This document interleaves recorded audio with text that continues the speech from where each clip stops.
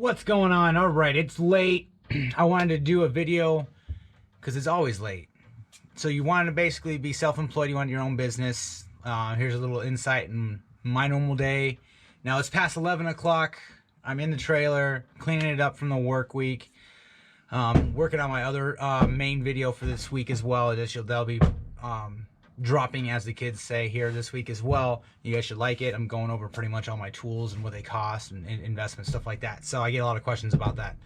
Anyways, look for that one in the description once I posted all that good stuff. Anyway, so man, so if you want to be in business, I know there's a saying like an entrepreneur will quit a 40-hour job, a work week, to work 80, 90 hours, and it's absolutely that.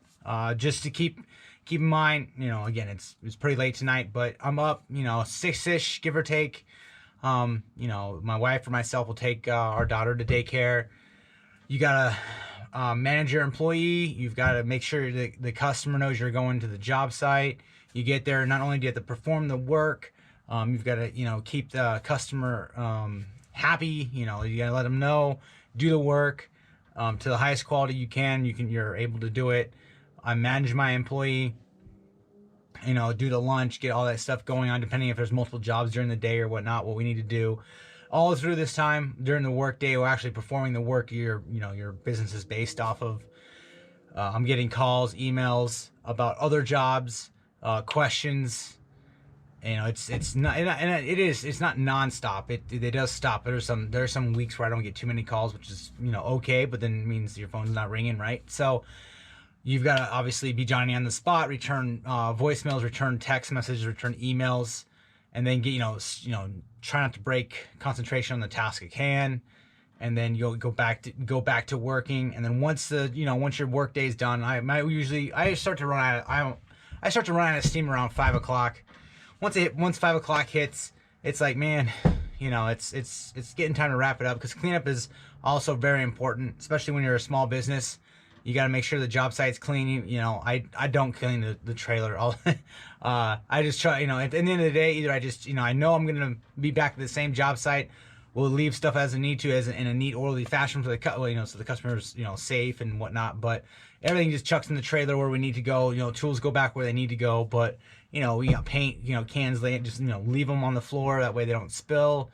We'll get to them tomorrow, kind of thing. So, and then once you get home, say whenever time you get home, you not only, you're home, but you're not home. You're still working. You've got to return more emails, phone calls. You've got QuickBooks. If you're doing payroll, do payroll for that day. Enter like any kind of receipts that you have for projects. You got to enter that in your bookkeeping, whatever it is. For me, it's QuickBooks. You got to enter it. Make sure you got your gross profit for the job. And once that's all done, look at your schedule. Make sure you're not leaving anybody behind. You're supposed to return a phone call. You got to make sure you're crossing all your T's and dotting your I's. How does it say? So then that's basically, that's where the day would end. But even then, throughout the day, I'm still, answering questions from clients, smoothing stuff over. Like, say if an inspection didn't, like today, an inspection didn't come in from the township when it was supposed to. The inspector never left an approved tag, even though it was approved, and nobody needed to be on site, so we didn't know the job. So there's so many different kind of fires, so many hats you gotta do. You also have to worry about marketing, social media, all that kind of stuff, taking pictures of your work, posting them, just so you can, make sure you're staying, ahead of the game when it comes to that, because, future clients want to see current work. So, yeah, that's basically your work day. Do it 5-6 days in a week. Today would be Friday, past 11 o'clock right now, so I'm going to post this up. That way you guys can have something to see in the morning. And then tomorrow, I got to go and run. I got 5 estimates to do. I've been thinking about doing, like, say, a half a day dedicated to estimates and, any kind of future work, stuff like that, because I usually either run out or I go at night to do an estimate via, remotely, or it's a free estimate. And basically, it's breaking up my work week. So I'm just gonna dedicate, say, a half a day during a week, maybe maybe not even a half a day, maybe 3 hours, depending on it, just to kind of get those estimates in, go visit with a client to collect a deposit, stuff like that. That's where I can schedule it in. I'm booked out right now, months. So I don't need, I'm telling potential clients, hey, I can't even touch the job for, 4 to 8 weeks, even going out there. If it's a full kitchen remodel, it's like, hey, you're going to be after Christmas and Thanksgiving, obviously, because for one, I'm not going to tear apart, and you're not going to want to not have a kitchen for that amount of time. And the client didn't think about that and said, absolutely. So let's go into 2021, right? So yeah. So that's things you got to think about, managing your schedule. I've got dry erase boards in my office to kind of keep track of jobs.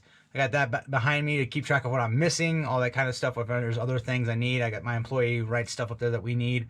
I try to keep, pretty good stock and all that kind of stuff. So yeah. Oh, and I also forgot, make sure you invoice. Yeah, and obviously invoicing is very important. You want to get paid for your money.